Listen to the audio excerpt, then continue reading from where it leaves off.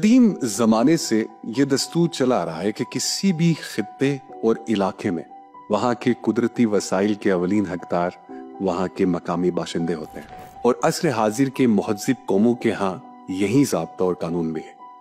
گلگت بلتستان تاریخی اور جغرافیائی اعتبار سے کشمیر کا حصہ ہونے کی وجہ سے خصوصی اہمیت کا حامل چلا آ رہا ہے، جبکہ قدرت نے اس خطے کو معدنی وسائل، گلیشیئرز اور سینکڑوں قدرتی ندی نالوں سمیت دریائے گلگت جیسی دولت سے مالا مال کیا ہوا ہے۔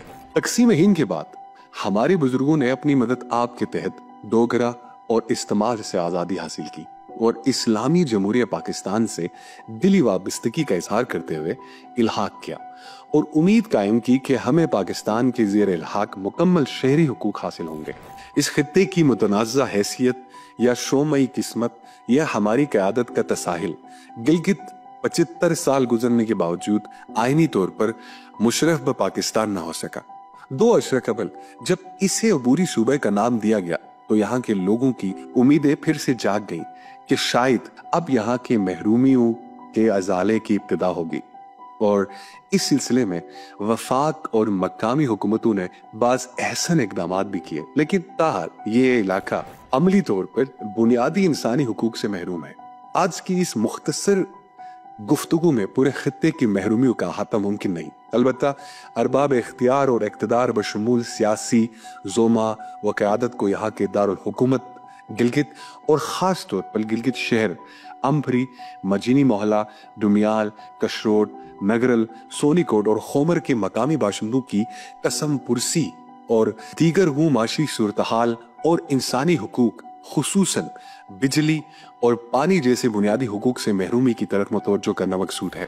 عجیب بات ہے کہ عبوری صوبہ کا دارالحکومت ہونے کے باوجود گلگت کے مقامی باشندے آج کے اس جدید ترقی یافتہ دور میں بنیادی انسانی حقوق، بجلی اور پانی سے محروم ہیں۔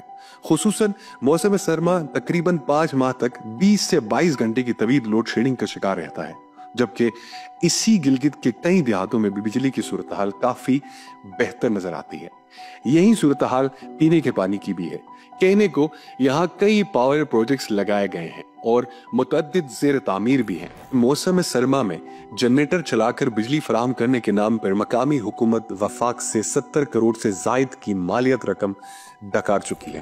اس وقت گلگت شہر 20 گھنٹے کی طویل لوڈ شیڈنگ کے شدید کرب سے گزر رہا ہے۔ چند گھنٹوں کی ٹمٹماتی بجلی سے معاشی سرگرمیاں تو چلنے سے رہیں، گھریلو ضروریات بھی صحیح طریقے سے پوری نہیں ہو پا رہی ہے۔ اس المناک صورت کا نہ تو کسی کو ادراک ہے اور نہ ہی تدارک کی فکر۔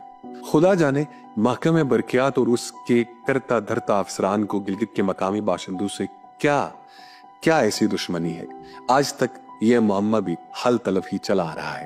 ارباب اختیار و اقتدار ہو یا محکمہ برقیات، سیاسی یا مذہبی قیادت، سب پر ایک عجیب سی بے حسی طاری ہے۔ عوام الناس بے حسی کے ساتھ بے بسی کی تصویر بنی ہوئی ہے۔ انتخابات میں ہارنے والے تو ویسے بھی اگلے انتخابات تک نظر نہ آنے کا معمول برقرار رکھے ہوئے ہیں، جبکہ جیتنے والے بھی عملی طور پر نظر نہیں آ رہے ہیں۔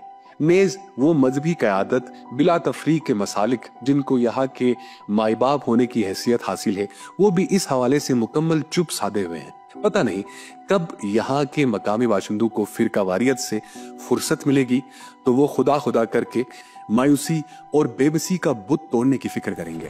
میرا مقصد محض لفاظی یا تنقید برائے تنقید نہیں، بلکہ درد دل رکھنے والوں کو ایک المناک انسانی علمے کی طرف متوجہ کرانا ہے۔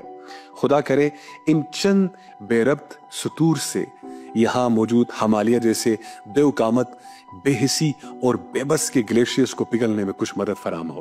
مولانا ظفر علی خان مرحوم کیا ہی خوب فرما گئے ہیں، خدا نے آج تک اس قوم کی حالت نہیں بدلی، خدا نے آج تک اس قوم کی حالت نہیں بدلی، نہ ہو جس کو خیال آپ اپنی حالت کے بدلنے کا۔